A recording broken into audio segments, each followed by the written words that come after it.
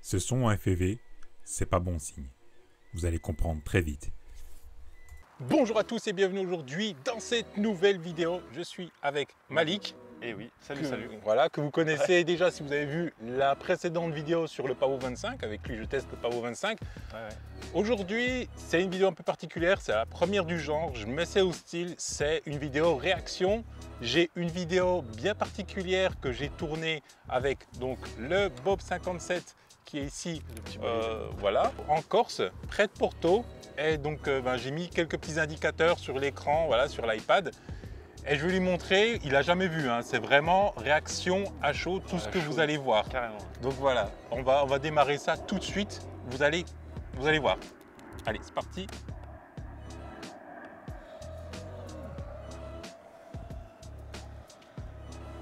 Donc moi j'explique un peu quand même. Hein. Ouais.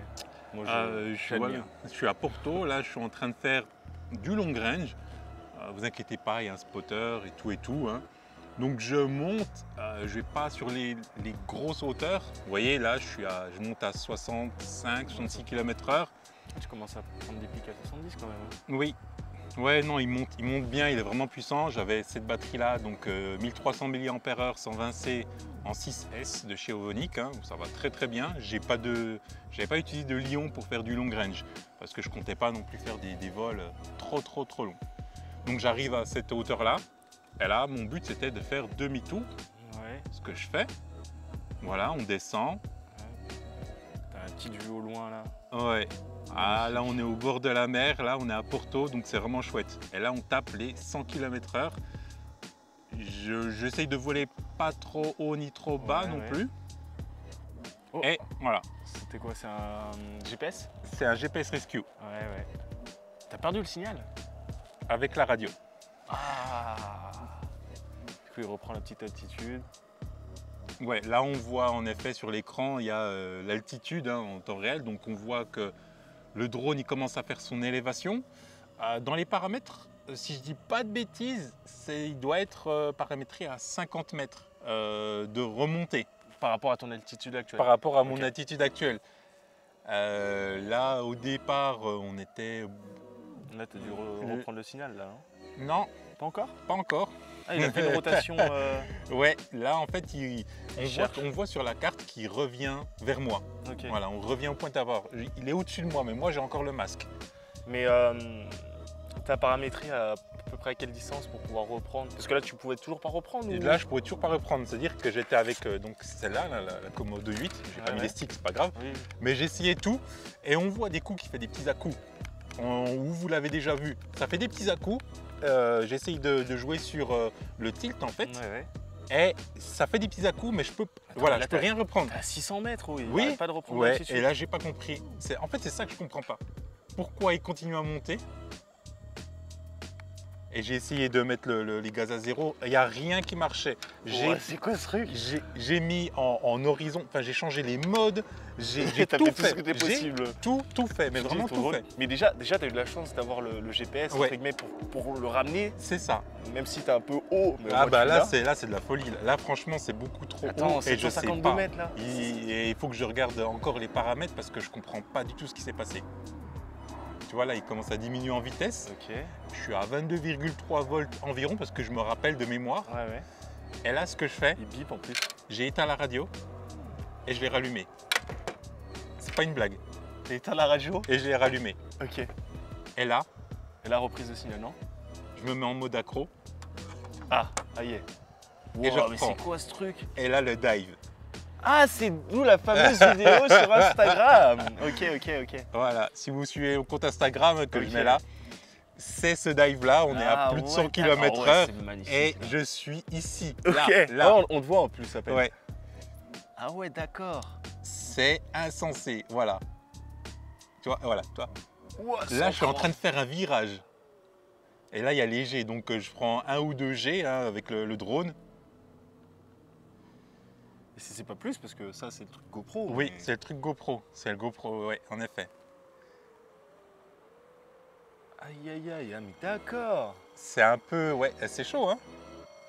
Alors, déjà, moi je suis resté au fait que heureusement que tu as un GPS, parce que personnellement, moi, je vole sans GPS. Ouais. Et bah, je fais pas de long range, on va dire, je fais du mid-range grand maximum. Et franchement, là, ça t'a vraiment sauvé le drone. Hein. Ça m'a sauvé la vie. Pour la petite anecdote quand même, le GPS Rescue, quand j'ai reçu le drone, hein, j'ai dit que j'ai reçu en Corse, donc je l'ai paramétré sur Betaflight, j'ai activé le GPS Rescue, j'ai sauvegardé et ça a redémarré le drone, et même comme ça n'avait pas mis le GPS Rescue. J'ai dû le remettre une deuxième fois pour que cette fois-ci, il me le prenne en compte. Et tu l'as paramétré en soi le... Ouais, oui, j'ai pris les paramètres par défaut. Et puis j'ai regardé sur le site de Beta, de iFlight, et c'est ce qu'il donnait comme paramètre. Donc je me disais, je risquais rien du tout. Carrément. Et voilà, vraiment fin de l'histoire. Déjà, tu as pu le reposer sereinement. Waouh, d'accord. Du coup, j'ai bien fait d'insister pour le configurer et de vérifier en fait une deuxième fois que je le configurais correctement. Parce que oui, là, tu aurais perdu. C'était mort. C'était bah, mort. Sûr. Là, c'est dire que c'est le drone, la GoPro et la lipo. Tout c'est perdu, c'est terminé, fini, on rentre chez soi. Hein, parce que la 10 dessus. Ouais, c'était la 10 dessus et tout. Hein. Donc comme quoi, alors, les GPS Rescue, en fait c'est hyper utile, mais c'est pas un RTH. Tu vois, les RTH du drone DJI où tu appuies que le drone il vient se reposer correctement. Non, mais là c'est vraiment... C'est vraiment la première fois que je vois un truc comme ça, parce que pour moi un GPS, entre guillemets, tu vas loin, tu perds le signal, paf, il revient. Par exemple, je sais que tu peux le paramétrer par exemple à 100 mètres, 100 mètres tu peux reprendre la commande. Oui, mais il revient. Hein. Ouais, non, mais tu vois, qu'il revient. Ouais, il est revenu au-dessus de toi, là, du point de décollage, on y voit là. Voilà.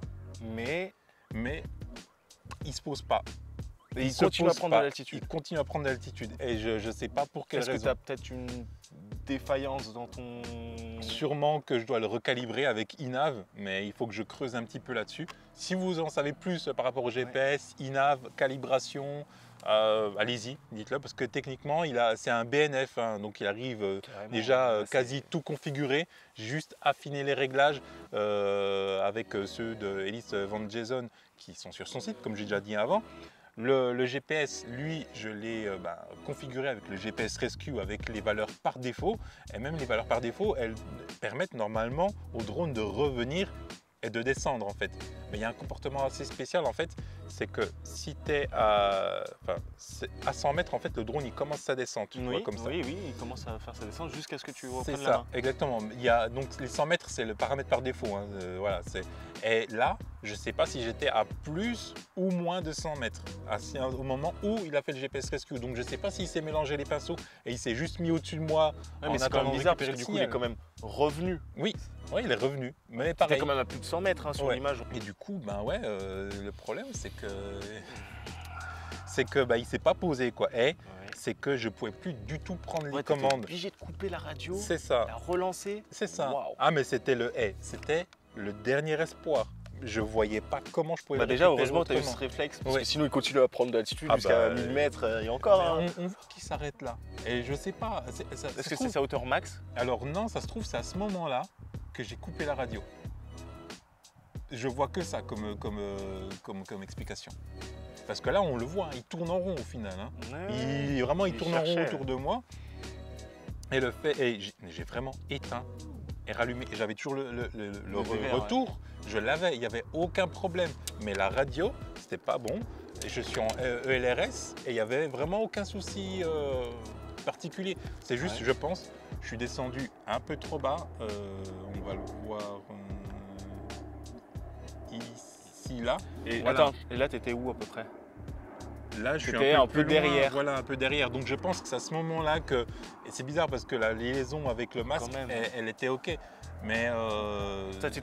Ta distance depuis ton point de décollage. Ah non, c'est ta hauteur. Ça, c'est la hauteur. Ça, c'est la hauteur. Je confonds. Ça, c'est la pas de distance. T'avais pas la distance. Je la connais pas, la distance. Okay. J'étais à mi-chemin. Donc, j'étais à environ 400 mètres.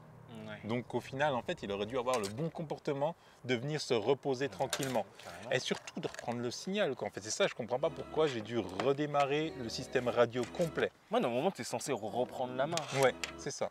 Mais là, non. Et c'était le vol le plus dingue que j'ai eu. Donc après, je m'attendais pas à ça comme vol. Hein. Wow. Ah, c'est chaud. Je m'attendais à un joli vol, un truc. Tu fais du petit cruise, tu voles au-dessus des arbres. Alors c'est la pire expérience en FPV que j'ai eue. Hein. Et enfin la pire. la pire. Et à la fois, la plus chanceuse, enfin la chanceuse, je sais pas. En gros, avec un GPS, honnêtement, ça m'a vraiment sauvé la vie, mais vraiment, vraiment, parce que j'aurais jamais pu le récupérer. Comme quoi, il faut avoir un GPS, les gars, il faut acheter un GPS. Ça coûte un GPS. Dizaine, 20, non, allez, je suis gentil, vingtaine d'euros. Vingtaine d'euros. Je crois que ouais, c'est ça, c'est 28 €. Ça met du temps comment ça s'appelle, à avoir les SAT. Ah oui, ça, je vais le dire parce qu'il y en a beaucoup qui vont mettre en commentaire. T'as pas attendu que les SAT soient ah oui, t'avais tous les satellites. J'avais les SAT parce que, alors, il y a une option que tu peux activer pour dire je décolle sans avoir les SAT. Oui, ça c'est. Moi, elle est active. Elle est active dans le sens où je peux décoller sans avoir les SAT. Mais j'attends toujours que j'ai au minimum 8 SAT. Oui. Parce que au moins je sais que j'ai 1 ou 2 mètres comment ça s'appelle ? De marge d'erreur. Ouais, j'ai déjà testé chez moi. Quand j'arrive comme ça et que je reviens, je me pose à peu près au même endroit. Je sais que c'est à peu près 1 ou 2 mètres. C'est ça. Du coup, un GPS, c'est hyper utile. Ah, ça m'a sauvé le drone. Le drone, il est neuf, quoi. Ça veut dire que le seul vol, j'avais fait 2 vols avant. C'est tout. Mais tu vois que voilà, c'est vraiment un truc de dingue.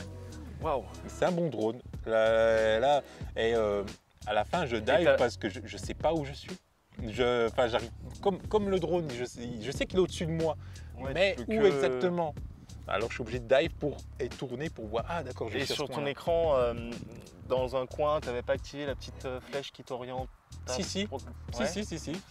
Ah si, je la voyais la petite flèche, il n'y avait pas de souci et tout. S'emballer là. C'est ça, exactement. Mais voilà, même comme ça, malheureusement, voilà, j'ai pas pu reprendre la main avec la radio. Pourtant, la radio, c'est du ELRS, on est en 915 MHz, voilà, il y a tout qui va. J'avais donc l'antenne comme ça, je sais que j'avais du signal, je sais. Enfin voilà, jusqu'où je suis monté, il n'y avait aucun souci.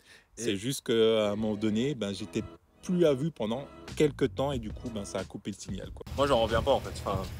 C'est vraiment ça m'a pas mal refroidi sur le coup, hein. J'ai transpiré mais comme jamais, mon masque il était imbibé et tout, c'était Attends, c'est du matos neuf que tu reçois pendant tes vacances, tu paramètres et tout, tu penses que tout va bien, oui, forcément.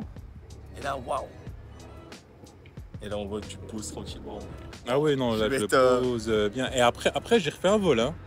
Ça m'a pas arrêté de suite, hein. J'ai refait un vol pour voir si tout se passait bien et tout allait bien.